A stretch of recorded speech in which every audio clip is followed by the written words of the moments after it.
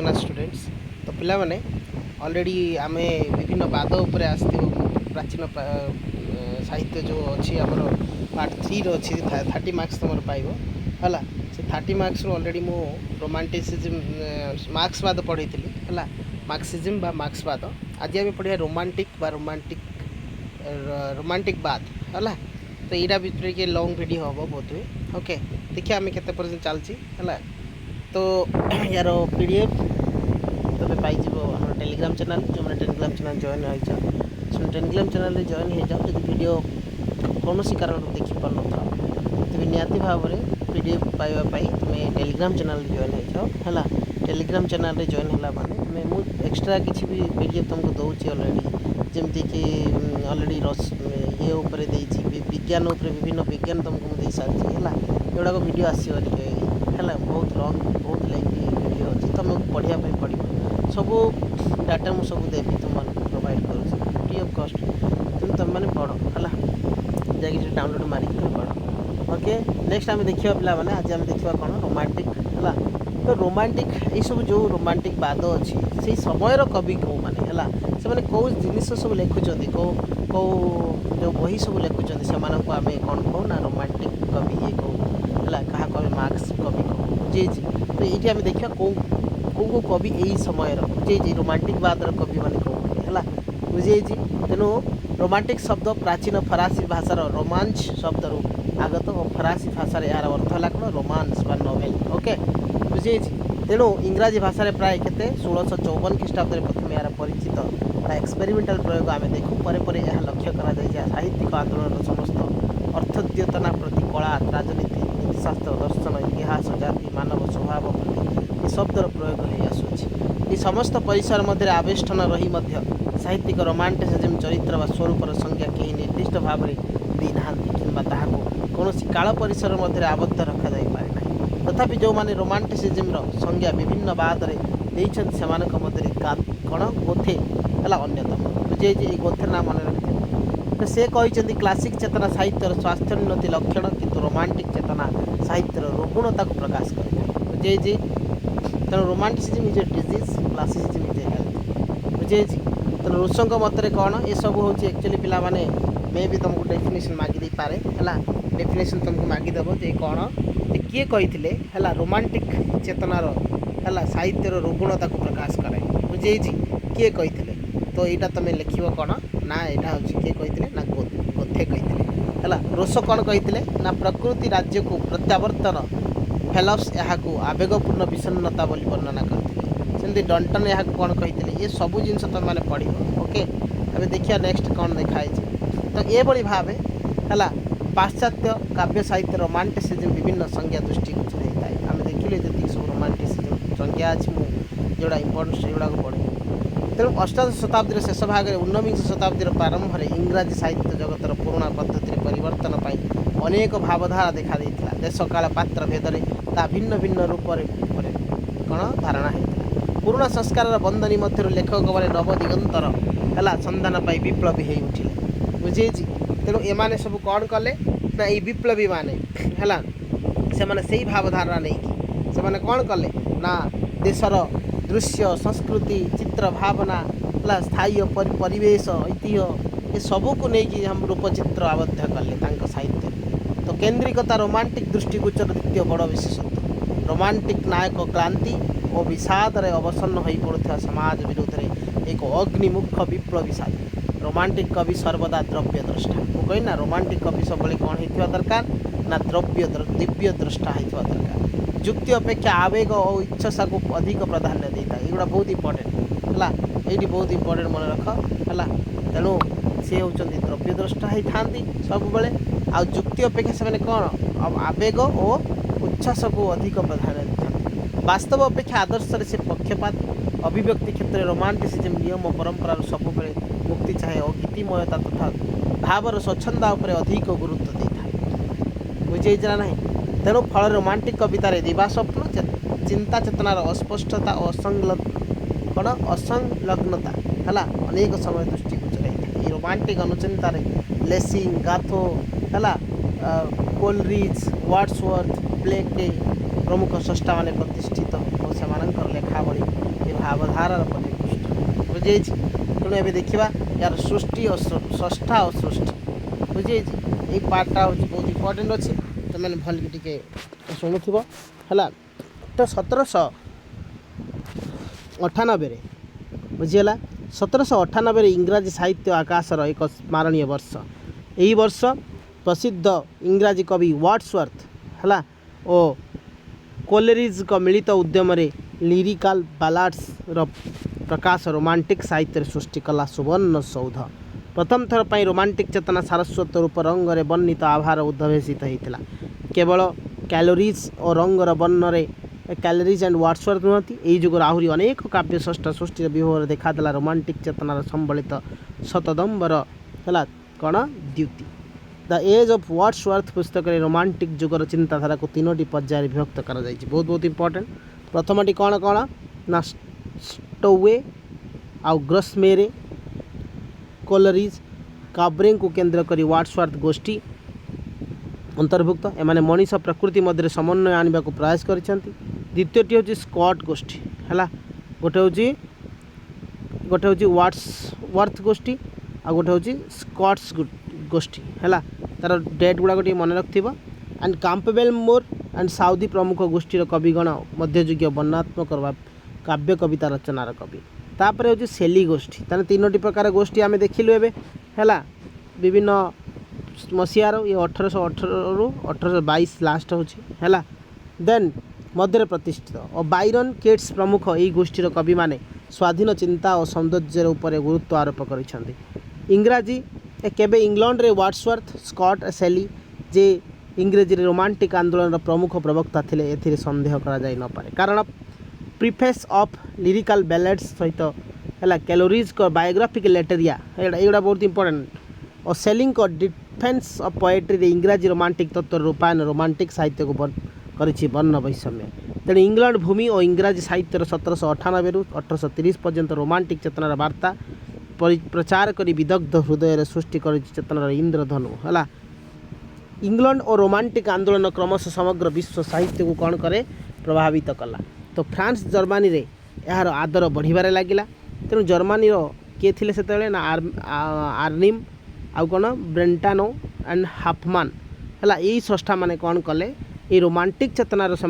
नेतृत्व नेले है जो आंदोलन होता नेतृत्व नेले आ फ्रांस रे यही रोमांटिक चेतनार है प्रचार खूब डेरी होइथिबार जना पड़े कारण नेपोलियन प्राचीन साहित्य प्रति अत्यधिक आग्रह ही रोमांटिक विप्लव को सेठारे मंथर कर देइथिला 1820 मसीह फरासी सारस्वत साहित्य आकाश में रोमांटिक चेतनार पहली नुआ तारा देखा देइथिला ह्यूगोंकर है सिनाकल प्रकाशित होइथिला सालोटे ब्यूभय मध्य ए समय प्रतिष्ठित रोमांटिकवादी शिल्पी जी कि साहित्य राज्य में स्वाधीन चिंताधारा उपर गुरुत्व देते है तेणु यू आम जापारू जे जो रोमांटिक साहित्य आकाशर प्रचंड मार्तंड जहाँ प्रखर रश्मि पृथ्वी में समस्त साहित्य को आलोचित कहीपर केवल साहित्य ने चित्रकला भास्कर्य संगीत उपर यार प्रभाव अखंड रही मात्र 1830 मसीह कौन है रोमांटिक चेतना विरुद्ध में प्रतिक्रियाशील प्रकाश पाइला यह पर्यायर कवि मानकर कल्पना प्रवणतार ये प्रमत्त थिले साधारण पाठक जे स्तर को पहुँचवा कथा असंभव है पुणी ए समय वास्तव जीवन समाज एत समस्यामय है जे स्वप्न कलना मंथर साहित्य पाठक है जीवन निकटवर्ती हो पारा ना तेणु साहित्य वास्तववादी चेतना क्रमे आत्मप्रकाश कला और रोमांटिक चेतना क्रमे विदाय नेला बुझीगला तेणु यार वैशिष्ट्य कौन होता है पिला माने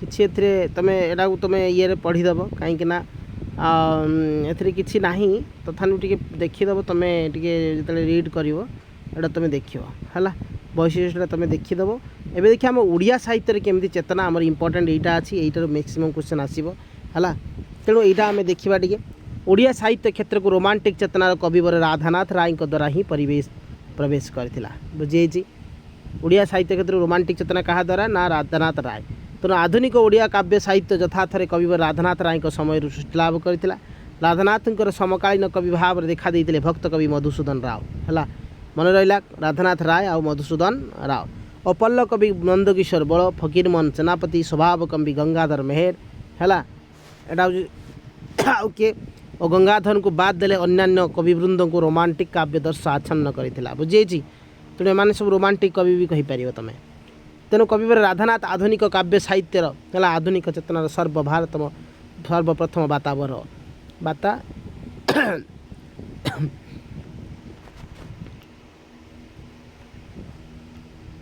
रोमांटिक चेतनार प्रथम करी तांको काव्यकृति गुड़िक भितर दे ओडिया साहित्य रे प्रवेश करथिला। पाश्चात्य साहित्यर ये आंदोलन को राधानाथ प्रथम करी ओडिया साहित्य रे प्रवेश कराइथिले। से थिले जने कल्पना प्रवण और सौंदर्य पिपासु और है प्रकृति प्रेमिक कवि है तो तांको प्रकृति प्रेमिक कवि भी कहती। तांकर काव्य चेतनार विशिष्ट लक्षण भाव में प्रकृति चेतना सौंदर्य भावना जातीयता बोध ऐतिह्य प्रीति विषाद भाव आदि प्रकाश पाइथिला। जीवन दुख संताप भीतर रही कवि प्राण जीवन शेष पर्यायर आत्मसमीक्षा करी प्रकाश करिछि विषादवादी चिंता। चिलिकार से तेणु लिखिं कौन ना कविताटा गोटे पद उठाई बुझे तेणु राधानाथ उषा नंदकिशोर चंद्रभागा पार्वती चिलिका है आदि काव्य सुंदर प्रेम चेतना रूप प्राण स्थान पाई मन रहा। तेणु राधानाथ राय कौन लिखिं उषा नंदकिशोरी चंद्रभागा पार्वती ये सब मन रखिथ राधानाथ रायकर है। शिवाजी उत्साह बाणी दरबार महाजात्रा कविंकर स्वदेश प्रेम जातीयताबोध ऐतिह्य प्रीतिर है निदर्शन मिलता है। कवि प्रकृति प्रीतिर श्रेष्ठ उदाहरण हूँ चिलिका है। राधानाथ चिलिका तुम जानथ राधानाथ थिले असाधारण कल्पना शक्तिर अधिकारी। तांको रचित प्रत्येक काव्य ये भाव परिदुष्ट होता है बुझे। राधानाथ पट शिष्य कवि मधुसूदन राव है मन रखिथ शिष्य किए मधुसूदन दास लिखिबनी मधुसूदन राव। काव्य कवितार रोमांटिक भावदर्शर विकास देखा मिले। तांको कविता गुड़िक प्रकृति प्रीति आध्यात्मिक चेतना है। एटा आम क्या कथा पढ़ुचु ना एटा आम मधुसूदन राव को कथा पढ़ुचु। दार्शनिक दृष्टिभंगी और कल्पना पाटव मध्य लक्ष्य करा जाता है। से थिले मुख्यतः गीति कवितार कवि है। तांकर आकाश प्रीति नदी प्रति पृथ्वी प्रति ग्रीष्म वर्षा शरत हेमंत इत्यादि प्रकृति प्रीति और दार्शनिक भाव द्वारा आध्यात्मिक चेतनार संप्रसार घटी। मधुसूदन थिले शाश्वत और विशुद्ध प्रेमर सफल रूपकार। पिला माने एठी जो पढ़ौची तमे ए जो आमर आधुनिक कविता सब थिला ओडिया साहित्य इतिहास है आधुनिक कवि मान कथा से आ पढ़िया दरकार ना ये भी होगला तुम बुझे किसी जनकर ये पढ़ीदे तो जगतर विकार को एड़े दे निर्मल प्रेम जागृत हो बोली है ये कौन कहते कवि कहते बुझे। तापर आम देखा आउ जन कथा बलिष्ठ कथाकार किए फकीरमोहन सेनापति ये उभय आर्ट्स ये अच्छे तुम काव्यकृति रोमांटिक भावदर्शर विकास देखा मिले। तांकर काव्य पुष्पमाला पूजा फूल धूली और अवसरवासरे है इत्यादि रोमांटिक चेतनार यथार्थ निदर्शन। फकीरमोहन प्रेम दैहिक है मिलनर गंध अपेक्षा भाव प्रवणता अधिक बोली जना पड़े। तांकर चकुआ चकई और मुंडा है साहाड़ा गछ हसी हसी गला मते कंदाई कंदाई आदि कवितार व्यक्तिगत प्रेम चेतना प्रकाश पाई और प्रेमपूर्ण दाम्पत्य जीवन चित्र प्रदान कर से गाई। एक आत्मा भिने देह थिले दुई जन छिन्न होई नथिला तो प्रीतिर बंधन है। कविंकर विषन्न तो बोध और जातीय सचेतनता परिदुष्ट होइछि। तेणु निज जाति देशर घोर दुर्दशा प्रति से दृष्टि दे गभीर दुख प्रकाश करते। जगत नुहे पूर्ण दुखर स्थान निश्चित संगीत इत्यादि कवितार से विषाद बोध ही प्रकाश पाई। से कहती जेते दिन थिबो एई पिंडरे प्राण सेते दिन धरी थी दुखी संगीतर तान बुझे। से दुखींकर साथी थिले। एबे आमे देखिबा आउ जंग कथा नंदकिशोर बल है अन्यतम कवि किए नंदकिशोर बल। निर्झरिणी बसंत कोकिल है पल्ली चित्र प्रभृति पल्ली कवि प्रकृति पल्ली चेतना स्वतंत्र भाव रूपायित होइछि। तांकर प्रेम सूक्ष्म सौंदर्य बोध सहित कल्पना विलासित मध्य बसंत कोकिल तरंगिणी शर्मिष्ठा इत्यादि प्रकाश पाई अछि। उत्कल गौरव प्रख्यापन करने को जाई से कहिछंती दिन थिला जेबे एही उत्कल भारते लिभि थिला मान श्रेष्ठ जाति संगते बुझे। से समय एमती थिला उत्कल भारत रे कौन थिला जो श्रेष्ठ श्रेष्ठ जाति सब थिले नी सेतले तांकर मान अभिमान सब ये थिला बुझे। तो ये सब जिनस लिखिछंती। तापरे कौन कहिछंती ना आधुनिक जुगर उपरोक्त कवि मानक परे ओडिया साहित्य रे देखा देइतला सत्यवादी कवि वृंद है। कौन ना ए समय काव्य स्रष्टा माने मुख्यतः थिले उत्कृष्ट जातीय चेतनार रूपकार। ए समय विशिष्ट कवि गोपबंधु नीलकंठ गोदावरी मिश्र है साहित्य प्रकृति रोमांटिक चेतनार प्रकाश देखा मिले जातीय बोध सृष्टि करने एमाने गौरवमय इतिहास जनश्रुति किंवदंती आड़ को दृष्टि फेराई अच्छा सुतरां एम काव्य कवितार स्वेदशानुराग मानव प्रीति है ऐतिह्य बोध इतिहास इत्यादि प्रचुर परिमाण में सृष्टि लाभ कर रोमांटिक चेतना को विकसित कर पाई बुझी ना नाई।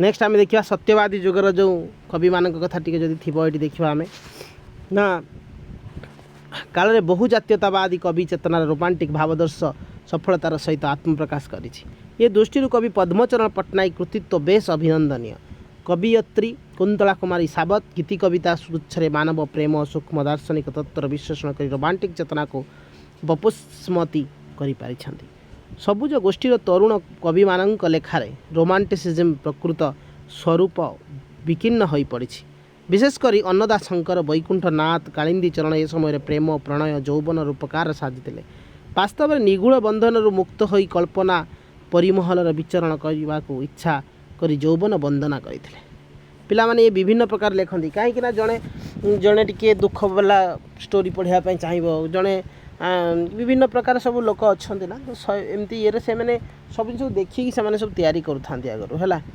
एबे देखिए मायाधर मानसिंह कथा मुझे अलरेडी पढ़ी मायाधर मानसिंह कथा है तेबे मायाधर मानसिंह कवि मायाधर मानसिंह प्रेम प्रणयर है भाव कवि भाव में परिचित माटी और मनीषर कवि राधामोहन गणनायक मानववादी कवि सच्चिदानंद राउतराय इत्यादि सृष्टि रोमांटिसिज्म स्वाक्षर वस्तुत्व लाभ करथिला परे परे कवि ज्ञानेन्द्र वर्मा भानुजी राव विनोद नायक चिंतामणि बेहेरा प्रमुख कवि मान कृतिर रोमांटिक भावना शीर्ष स्थान पाइथिला है मात्र ओडिया साहित्य काव्य साहित्य प्रगतिशील चेतनार आविर्भाव वास्तववादी काव्य शैलीर प्रचंड जुगु रोमांटिक भावधारा क्रमश क्षय हो आसला सुतरां सामग्रिक आलोचना जना जाए जे ओडिया साहित्य रोमांटिसिज्म है कौन हुए ना प्रवाह कविवर राधानाथ राय ठारू प्रवर्तित हो उत्तर स्वाधीनता काल पर्यंत विस्तृति लाभ कर पारिछि यहाँ बहुत इंपोर्टेंट राधानाथ राय तो पिला माने ये शॉर्ट रे आम बहुत स्पीड आम आज पढ़ी है कहीं तुमको वीडियो बहुत शॉर्ट करके तुमको आनार अच्छी कहीं स्लो पढ़ेने टाइम वेस्ट तुम हम मुझे बहुत कम टाइम रे सारिया चेष्टा करधिका फालतू ना मुझे खाली लाइन बाय लाइन तुमको बुझाई चेष्टा करा निहाती भाव में सांग मान सेयार कर तेणु पिला माने आमे लाइक निहाती कर आम नेक्स्ट तापर आउ गोटे बाद आम नहीं आसवा बुझी तेणु या भर तुम आउ लाइन बाय लाइन पढ़ीदेव है तेणु या किसी क्वेश्चन आम पर करवा टे वेट कर खाली आउ 4-5 दिन टे वेट कर मुझे किसी पकेमी है तेणु टाइम तो होनी गोटे गोटे पकाऊँगी ओके तेणु आम ये हूँ रोमांटिक बात आम गला आम नेक्स्ट आम गोटे क्लास को देखा जय जगन्नाथ।